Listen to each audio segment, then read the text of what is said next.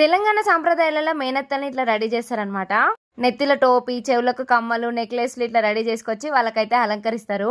వాళ్ళని కాదు, పెళ్ళికొడుకు అమ్మ నాన్న తోటి యారాలు ఉంటారు కదా, వాళ్ళని కూడా రెడీ చేస్తారనమాట. ఇట్లనే ఈమె మా పెద్దమ్మ, ఈమె మా యారాలు. మా యారాలను కూడా అట్లనే రెడీ చేసిరు.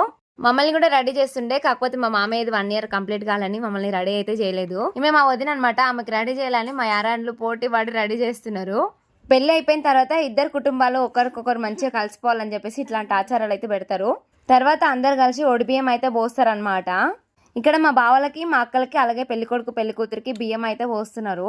బియ్యం పోసిన తర్వాత పెళ్లి పిల్లతోని బొమ్మను అప్పజెప్పిస్తారు అనమాట. బొమ్మను అప్పజెప్పడం అంటే అందరి దగ్గరికి వెళ్ళి ఇలా చేస్తారనమాట. బొమ్మను చేతిలో పెట్టి నా పిల్లకి ఏం చేపిస్తావు అని అడిగితే వాళ్ళ ఇష్టం ఉన్నది చెప్తారు. దాని తర్వాత ముత్తైదులందరికీ 5 పిడికిల బియ్యం పోసి మళ్ళీ తీసుకుంటారనమాట. అలా ఎందుకు చేస్తారు అనేది నాకు తెలీదు. మీకు తెలిస్తే కామెంట్ చేయండి.